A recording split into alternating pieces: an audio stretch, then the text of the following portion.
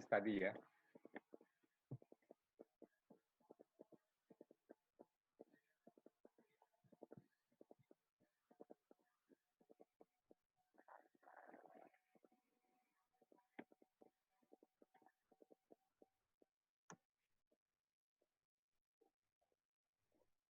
Ya, coba dilihat sekilas dulu, baik yang mestinya sudah baca ya. Nanti saya coba tanya. Yang pertama kita bahas yang ini dulu ya, building deep supplier relationship. Ya, itu dulu yang pertama. Nanti baru ke case study yang satunya. Jadi saya ada pertanyaan di bawahnya 2, cuman bukan itu yang jadi fokus yang mau saya tanyakan. Jadi masing-masing coba identifikasikan sekitar 4 poin yang Anda bisa ambil dari, yang menurut Anda menarik diambil dari case study ini. 4 poin ya. 4 hal yang kita bisa anggap sebagai sesuatu yang bisa kita pelajari.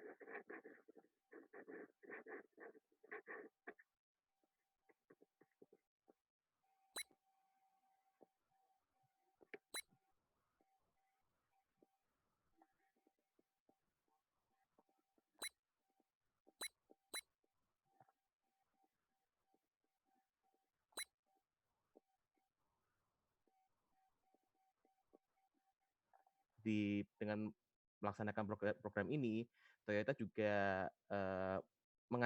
istilahnya mengajari supplier-suppliernya agar bisa melayani klien seperti Toyota atau mungkin klien perusahaan besar lain untuk bisa mencapai target yang besar seperti itu.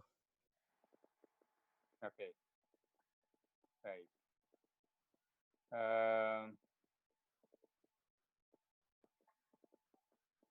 Tamara coba pertanyaan yang kedua ya. Apabila ditinjau dari sisi ekonomis, bagaimana kita melihat manfaat upaya-upaya Honda dan Toyota dalam mengembangkan supplier mereka?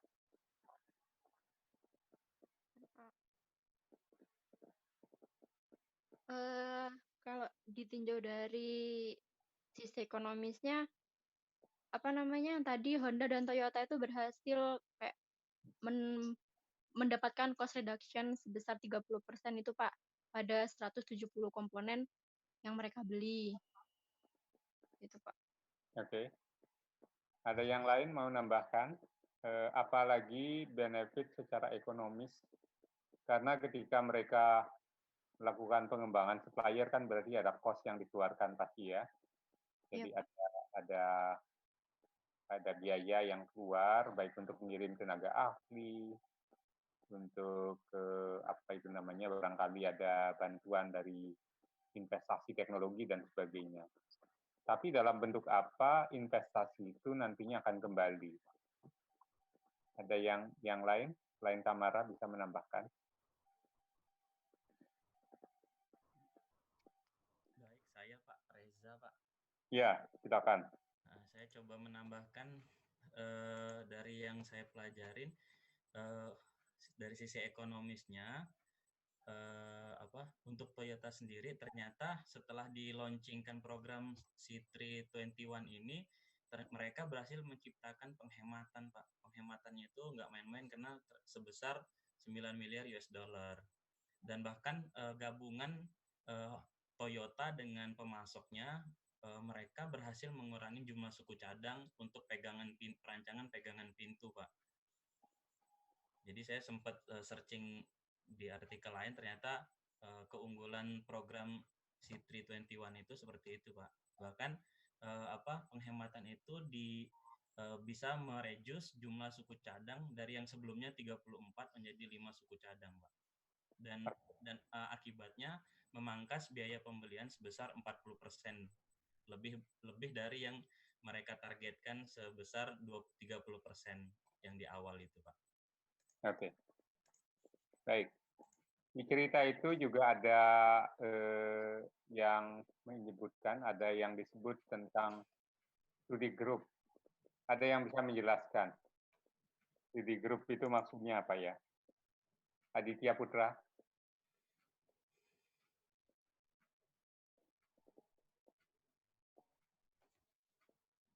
Ya, Pak. Ya. Mungkin di sini saya menjelaskan studi grup di mana pihak pabrikan Honda dan Toyota itu mengajarkan tentang, contohnya Toyota mengajarkan Toyota Production System atau di Suken kepada para supplier, di mana dapat meningkatkan produktivitas dari supplier itu hingga 50%, meningkatkan kualitas 30%, dan mereduksi biaya hingga 7%. Jadi yang dimaksud diskusi grup ini seperti itu menurut saya. Oke. Baik. Ya, saya kira itu ya poin-poin yang ya sudah cukup banyak poin-poin yang kita ambil dari studi kasus tadi itu. Sebelum kita pindah ke studi kasus yang satunya, ada yang mau menambahkan enggak? Barangkali ada yang kelewatan. Barangkali ada poin menarik yang mau disorot dari studi kasus ini sebelum masuk ke case yang kedua. Mungkin saya yang pertama ini saya tambahkan lagi, Pak. Saya sempat baca ternyata untuk Toyota ya, Pak ya. Kalau dari Toyota itu ternyata memberikan insentif buat pemasoknya, Pak. Kalau mereka dalam bekerja sama berhasil menurunkan atau mereduce biaya, Pak, dan insentifnya itu berupa sharing profit, Pak. Jadi jika Toyota dan pemasoknya sukses mengurangi biaya manufaktur dan komponen, jadi ada profit tambahan yang akan dibagi di antara mereka. Nominalnya nggak disebutkan saat itu. Bahkan jika pemasok itu dengan usahanya sendiri sukses menciptakan inovasi untuk mengurangi biaya komponen, pemasok itu atau supplier berhak dapat profit tambahan yang dihasilkan dari inovasi tersebut selama kontrak tertentu, Pak, selama masa waktu tertentu, Pak. Ya, baik. Jadi secara keseluruhan memang studi kasus ini mengangkat pentingnya hubungan yang sifatnya win-win antara dua belah pihak. Dan kelihatannya kalau kita melihat pattern yang dilakukan oleh Toyota sama Honda kan mirip, dan itu sama-sama memang butuh investasi ya, jadi tidak dengan mudah itu bisa dilakukan, jadi sama-sama butuh pengorbanan di awal, tapi kan mereka sudah tahu kalau itu bisa dilakukan dengan baik di awal, pada akhirnya akan kembali juga benefitnya ke Honda dan Toyota. Karena kalau misalnya supplier-suppliernya bagus, maka ke depan seperti cost untuk mereject komponen itu hilang. Termasuk barangkali, kalau tidak salah, perusahaan-perusahaan ini juga sudah tidak melakukan inspeksi barang datang ya, incoming inspection sudah tidak ada. Itu kan berarti investasi yang dilakukan di awal itu kembali dalam bentuk pengurangan cost dalam jangka panjang. Jadi mereka akan nikmati benefitnya dalam jangka panjang. Nah, jadi mereka lakukan itu secara sistematis. Kalau Anda lihat di situ ada 6 langkah yang dilakukan. Dan beberapa langkah itu tadi saya kira sudah disorot ya. Antara lain di situ ada langkah namanya understand how your suppliers work. Jadi tanpa kita mengerti bagaimana cara kerjanya saat ini, ya bagaimana kita bisa menyarankan perbaikan gitu. Artinya kan Toyota sama Honda itu memang harus mencoba untuk tahu apa yang terjadi di dapur produksinya supplier gitu. Jadi tidak serta-merta komplain kalau barangnya jelek gitu ya, tapi mereka mencoba untuk mengerti apa yang terjadi di dapurnya supplier. Kemudian di situ ada supervise sama develop. Nah, itu saya kira dua kata kunci juga. Jadi mensupervise suppliernya sama mendevelop kemampuannya mereka. Jadi ada istilah supplier development di situ. Nah, berikutnya di situ ada sharing informasi ya. Tapi memang tidak dikatakan semua informasi dia share atau mereka share. Mereka sharing informasi secara intensif, tetapi juga selektif ya. Jadi tidak semua informasi mereka share. Ya, tentu yang penting. Tetapi biasanya hubungan yang seperti ini juga harus saling menghargai unsur-unsur property right sama confidentiality. Ya, nah itu penting sekali karena kali kita misalnya menyalahgunakan informasi, apalagi kemudian informasi yang sebetulnya itu harus konfidensial, kemudian kita bocorkan ke kompetitornya, wah itu sangat mengganggu hubungan antara dua belah pihak di dalam supply chain gitu ya. Dan yang terakhir di situ adalah conduct joint improvement activity. Artinya kalau kita ngomong masalah continuous improvement, seringkali kita tidak bisa lakukan sendiri. Ya, karena mungkin ini tergantung pada partner kita juga. Jadi kalau misalnya Anda lihat ya, keterlambatan barang datang dari pemasok itu banyak dan ini mau dijadikan sesuatu yang kita perbaiki. Jadi kita jadikan itu sebagai target untuk perbaikan. Nah, kalau yang kita mau perbaiki adalah on time delivery dari supplier, pasti tidak bisa hanya supplier yang mengerjakan atau tidak bisa hanya kita yang mengerjakan. Harus merupakan joint effort antara dua belah pihak ini. Jadi continuous improvement pun atau perbaikan dilakukan sebagai joint initiative ya, jadi sebagai perbaikan yang dilakukan secara bersama-sama. Baik, itu mungkin tambahan dari saya sedikit ulasan tentang studi kasus ini. Nah, sekarang coba lihat kasus yang kedua ya, yang apa itu? Sun ya. Ya, Sun Pak, microsystem. Ya, coba dibaca dulu sebentar.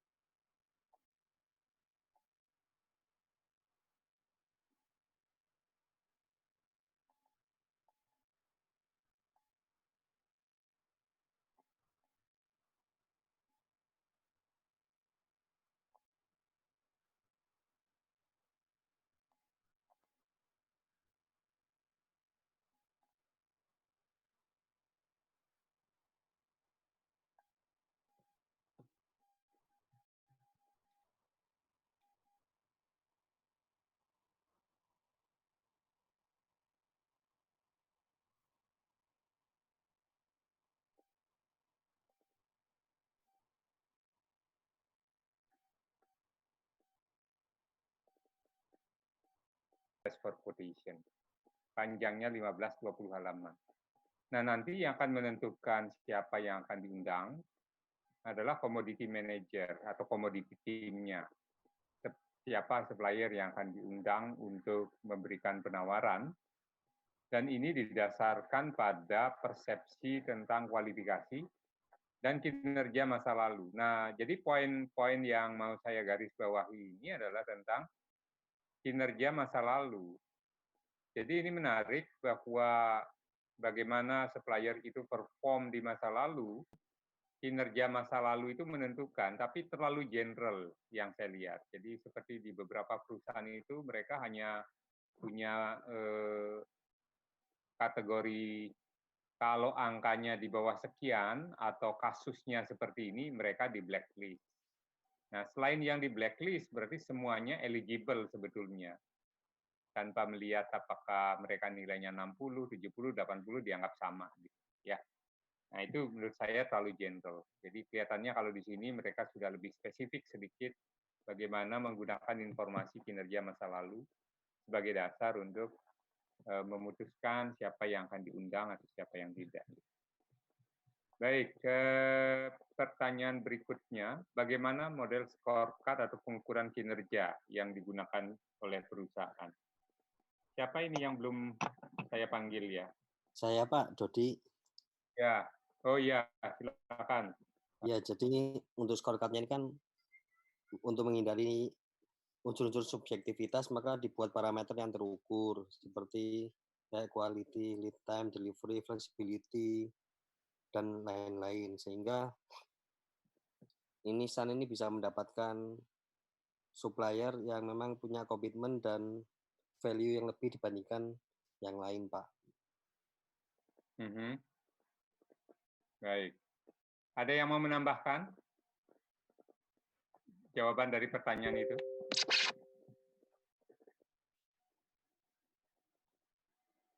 Risa.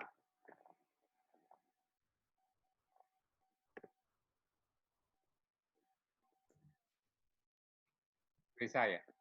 Iya, Pak. Ya, coba. Ada tambahan enggak? Iya, mungkin sama Pak dari dari pembobotan Pak. Pembobotannya itu didasarkan kriteria yang sudah dibuat oleh SAN.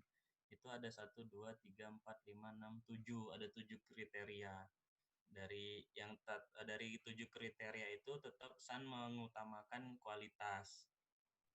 Kalau ini sih agak acak, kalau diurutkan sih kualitas, terus manufacturing teknologi, delivery dan support yang 3 poin terutama.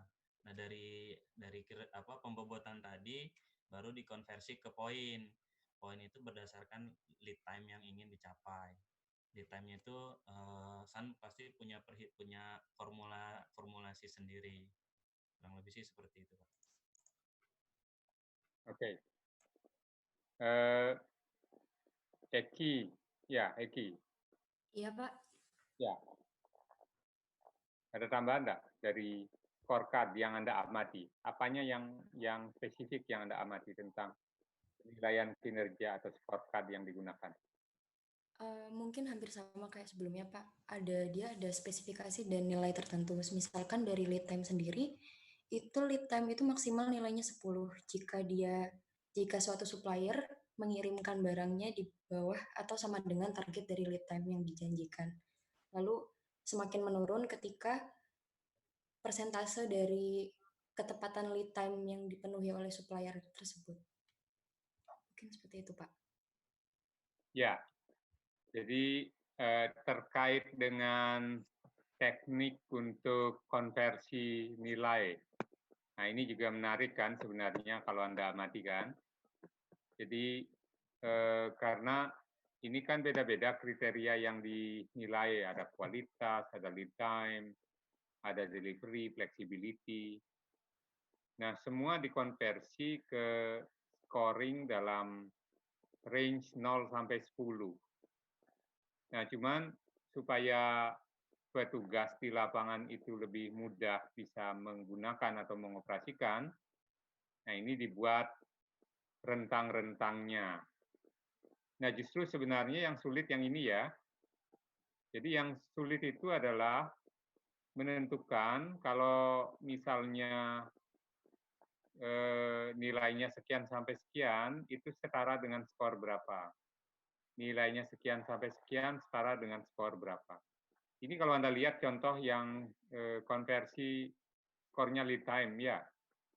Jadi ini kan kalau lead time itu semakin pendek semakin bagus ya. Jadi kalau targetnya 7 hari katakanlah gitu ya. Targetnya 7 hari. Nah, Anda bisa capai 7 hari atau kurang, nah langsung dapat skor 10. Ya. Nah, begitu 5% di atas 7 hari, nah skor Anda sudah jatuh ke 6,6, turun dari 10 gitu. Nah, begitu di atas 5 sampai 9,9%, nah skor Anda tambah jatuh lagi ke level 5 dan seterusnya sampai ke bawah. Nah, ini biasanya debatable ya. Angka-angka ini debatable. Tapi perusahaan harus berani menentukan. Jadi kalau misalnya dia katakanlah lead time targetnya 7 hari, kalau dia realisasinya 8 hari mau dikasih skor berapa? 9 mau diskor berapa? 10 hari mau diskor berapa? 15 hari mau diskor berapa? Nah, itu yang harus ditentukan ya. Jadi ini konversi ke skor supaya walaupun nanti kita punya quality, lead time, flexibility, itu semua bisa dikonversi dalam skala 0 sampai 10. Nah, baru dikasih bobot, quality mau dikasih bobot berapa, lead time berapa. Nah, ini kalau Anda lihat dari bobotnya kan memang kelihatan yang paling besar adalah quality. Dan itu masuk akal ya, di banyak kasus memang hampir selalu yang jadi fokus adalah kualitas ya. Walaupun sekarang sedikit bergeser, lead time itu juga sekarang jadi prioritas ya. Kalau Anda ngomongnya dalam konteks supply chain, dewasa ini mestinya kualitas itu sudah bukan tidak penting ya, tapi Anda mestinya sudah naik kelas dari kualitas. Artinya kualitas mestinya sudah keharusan gitu. Jadi bukan lagi di situ fokusnya, karena mestinya Anda sudah melampaui itu. Nah, kalau yang kondisi bagus demikian. Tidak berarti kualitas tidak penting. Artinya kualitas itu sudah jadi seperti kebutuhan pokok yang harus Anda lewati. Justru kalau ngomongnya sekarang dalam konteks supply chain, nah seperti lead time, kemudian delivery itu mungkin maksudnya adalah delivery reliability, sama flexibility. Nah, itu justru adalah elemen-elemen yang sekarang penting. Nah, dengan masuk ke kondisi seperti sekarang ini ya, seperti kondisi disaster sekarang ini, menurut Anda mana yang menjadi kriteria yang sekarang menjadi penting? Setelah kita tahu bahwa ternyata kadang-kadang kita akan menghadapi kondisi seperti sekarang ini. Kalau Anda mau sekarang misalnya punya pabrik gitu ya, mau milih supplier, kira-kira di antara sekian itu, mana yang meningkat porsi bobotnya? Flexibility, Pak. Flexibility boleh, ya. Jadi saya kira itu betul ya. Jadi flexibility menjadi isu penting sekarang karena kalau misalnya tidak mampu kita mempercepat atau menunda, nah sekarang justru banyak supplier itu yang akhirnya terpaksa tidak mengirim kan gitu kan, karena ternyata customer-nya tutup, ya. Nah, ini masalahnya sekarang kalau misalnya kita punya barang tapi tidak boleh ngirim, seberapa cepat kita akan mati kan gitu. Jadi itu masalah kemampuan mereka untuk beroperasi secara agile, ya. Jadi disuruh maju bisa, menunda bisa, gitu ya, tanpa harus tiba-tiba kemudian kita menjadi bangkrut gitu. Nah ini penting, kita punya supplier yang punya ketahanan seperti itu. Jadi kalau dalam kondisi seperti ini, supplier kita tidak punya ketahanan sama sekali, kita berhenti ngambil sebulan saja, supplier sudah bangkrut, berarti dia tidak punya ketahanan. Gitu ya. Jadi dalam kondisi sekarang kita menjadi sadar bahwa bukan hanya cost yang penting, bukan hanya quality yang penting, tetapi adalah flexibility, ya, adaptability, atau dalam bahasa yang sekarang yang lebih banyak dipakai dalam konteks global adalah agility, ya. Jadi Anda butuh punya kemampuan untuk agility, ya. Baik. Nah, itu. Saya kira ada beberapa yang juga menarik di atas yang mungkin belum ada yang menyebutkan tadi. Ini dalam kaitannya dengan supplier scorecard juga, ya. Di sini dikatakan apa di sini? Yang saya highlight itu. Lebih suka menggunakan kinerja untuk mempengaruhi scorecard untuk mempengaruhi kinerja supplier. Bukan dalam bentuk apa yang mereka sebut sebagai litigation. Kontrak dan litigation. Ada yang tahu litigation itu apa?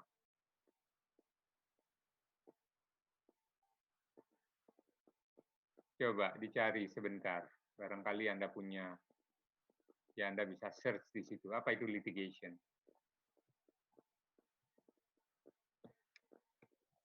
Proses pengadilan, Prof. Pengadilan. Iya. Penyelesaian perselisihan lewat hukum, jalur hukum, Prof. Ya, nah itu menarik itu statementnya.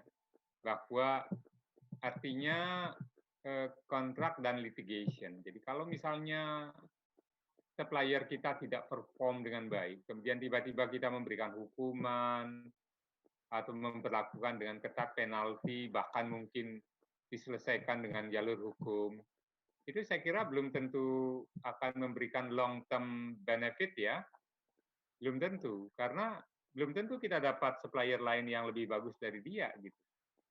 Jadi ketimbang kita pindah-pindah ke supplier lain yang belum tentu lebih baik, ya lebih baik manage perilaku mereka. Ini saya kira penting sekali ya. Baik Anda itu, katakanlah kalau Anda bekerja sebagai seorang manajer atau seorang pimpinan di perusahaan, ini penting sekali. Bagaimana kita memanage kinerja pihak lain. Memanage kinerja pihak lain. Jadi Anda kalau seorang manajer atau seorang eksekutif, how to manage kinerja pihak lain. Anda harus tahu dulu apa interest-nya, ya. Jadi apa interest-nya? Kalau Anda punya karyawan, supaya karyawan itu kinerjanya baik, ya kita harus tahu dulu interest-nya mereka itu apa. Nah, yang basic harus dipenuhi dulu, ya. Jadi memanage kinerja itu dengan scorecard kalau dalam hal ini adalah bagaimana kita memanage supplier itu dengan mengelola kinerjanya, perilakunya mereka dengan menilai kinerja dan mengkomunikasikan kinerjanya. Dan apa yang dinilai itu harus transparan. Jadi tidak boleh kita menilai diam-diam, kemudian tiba-tiba keluar angka sekian, ya. Jadi apa yang dinilai itu juga harus transparan. Seperti di bawahnya ini Anda coba lihat di sana ya. Mereka membuat suatu model kinerja yang sedapat mungkin terukur. Pada lampiran ditunjukkan apa saja yang dinilai, berapa bobotnya, serta bagaimana mekanisme penilaiannya. Nah, ini ya. Ini dikomunikasikan dengan supplier, ya dikomunikasikan. Kemudian hasilnya sudah dapat juga dikomunikasikan. Nah, yang baik lagi, kemudian kalau itu sudah terkomunikasikan, kemudian ada sejenis target. Jadi misalnya, scorecard kamu menunjukkan setahun yang lalu kinerjamu hanya 67 secara overall. Quality-nya sekian, flexibility-nya sekian, delivery-nya sekian, price-nya sekian, dan lain-lain. Nah, kita kasih informasi seperti itu, kemudian kita tantang supplier itu. Tahun depan bisa enggak keluar angka agregatmu itu 75. Jadi nggak usah muluk-muluk sampai 85. Ya kasih yang rasional. Jadi kalau sekarang 67 skornya, kasih tantangan kamu tahun depan naik jadi 75. Nah, kalau itu misalnya dia dapat 75, terus Anda kasih reward apa? Nah, itulah caranya kita memanage. Jadi kita kasih mereka tantangan, tetapi ngukurnya juga harus fair, harus jelas, atas dasar apa kita ukur mereka itu. Dan kalau mereka dapat melampaui atau memenuhi target, terus mereka dapat apa? Nah, ini penting sekali, ya. Jadi penting sekali.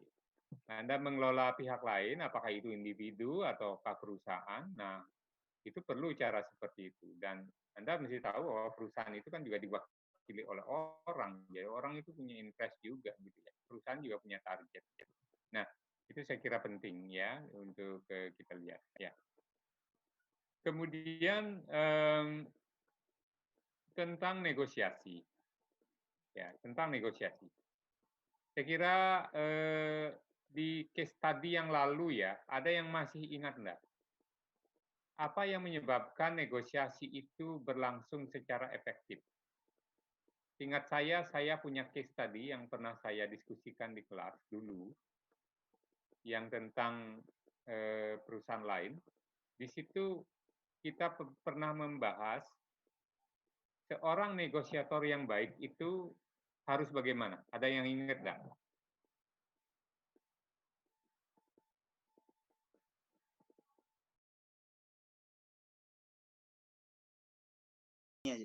Ya, product knowledge, betul.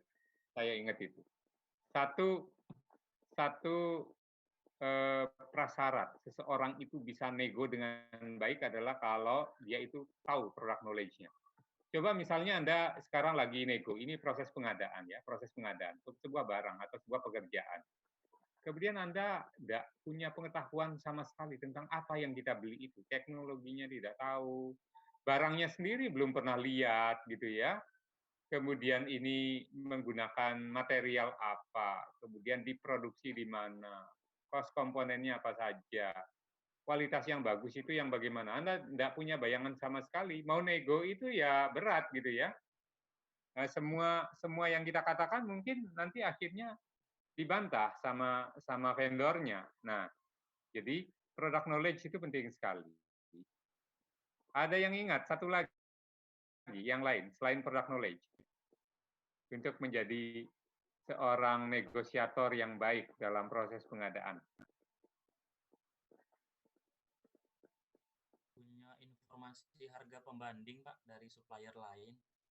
Ya, itu juga bagus kalau misalnya ada pembanding harga dari supplier lain. Termasuk pemahaman tentang cost structure ya. Jadi kenapa minggu-minggu kemarin saya diskusi tentang cost ya, cost model dan lain sebagainya. Karena orang yang melakukan pengadaan itu, terutama pada fase menentukan harga perkiraan sama pada fase negosiasi, Anda mesti punya pengetahuan tentang cost. Kalau enggak begitu ya sulit. Karena bisa jadi begini, kalau misalnya komponen biaya itu let's say ada 10 ya, kita breakdown menjadi 10 elemen. Terus sebenarnya 6 elemen itu semua masuk akal.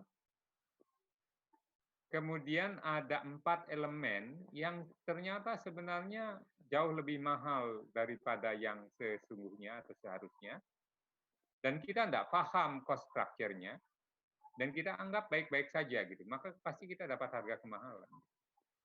Nah, nanti yang Anda nego justru elemen yang sebenarnya sudah rendah, yang tidak Anda nego adalah elemen yang sebenarnya di situ dia masang harga 150% dari harga normal. Nah, jadi Anda mesti jeli bagian mana. Jadi knowledge Anda mesti sampai ke level bagian-bagian, tidak sekedar harga total gitu ya. Jadi tapi pembentuk harganya juga harus tahu. Baik, saya kira itu ya yang mau saya diskusikan malam ini. Jadi dua case ini saya kira ini menarik, jadi memberikan perspektif kepada Anda tentang supplier management, termasuk yang menarik di sini adalah tentang struktur organisasi tadi, kemudian model scorecard ya, model scorecard, kemudian menciptakan persaingan antar supplier, ya persaingan tapi mestinya persaingan yang sehat.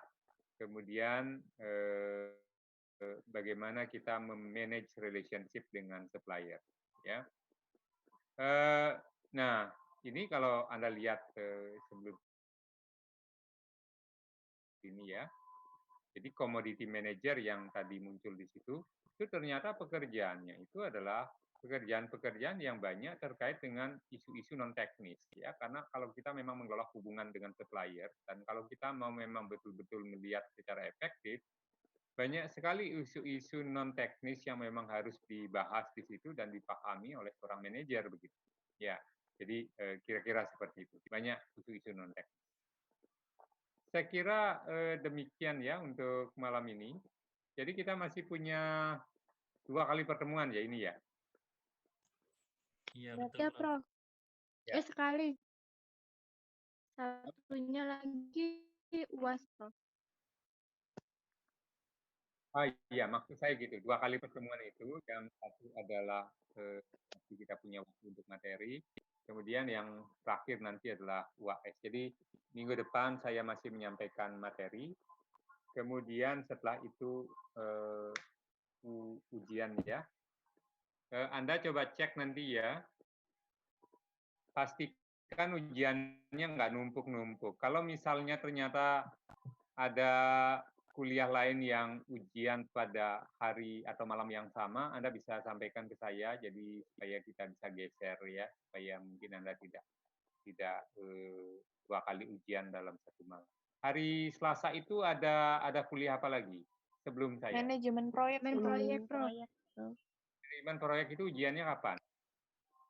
Belum Belum tahu, Prof. Nanti pastikan ya, jadi kalau kemudian pas pada hari Selasa juga 2 minggu lagi, seandainya Anda mau geser yang ujiannya yang manajemen pengadaan ini, tinggal info ke saya kapan, supaya mungkin Anda lebih optimum mengerjakannya, karena kalau 1 malam itu 2 ujian, barangkali kurang, ya nanti kurang bagus, optimum lah persiapannya. Gitu ya? Iya, Prof. Baik, Prof. Makasih, Prof. Baik. Ya, ini saya harus dokumentasikan dulu ya. Jadi seperti biasa, saya kali dihidupkan kameranya sebentar.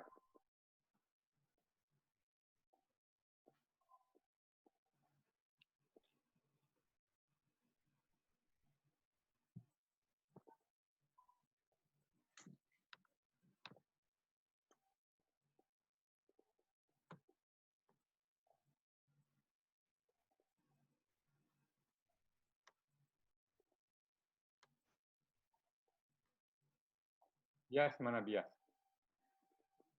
Hadir, Prof. Nyiapkan sahur, Prof. Cuma nggak bisa dinyalain videonya, Prof. Besok ke ITC.